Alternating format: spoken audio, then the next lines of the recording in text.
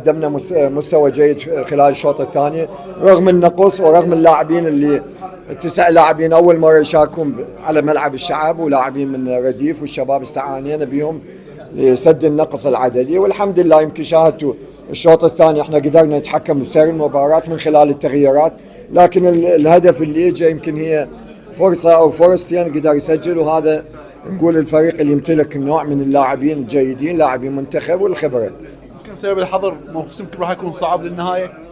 لا احنا الحمد لله يمكن الحظر رغم المشاكل اللي تحيط بالفريق، الامور الماليه يعني الشهر الثاني الفريق ما مستلم رواتب، كل هاي احنا تحديناها والفريق ده يؤدي ويلعب، لكن انت تدري احنا كنا الدور ال 12 فريقنا جيد جدا، لكن بعد الدور ال 12 بدا الانخفاض من خلال تاثير الفريق بالمشاكل. باقي مع الفريق؟ ان شاء الله باقي.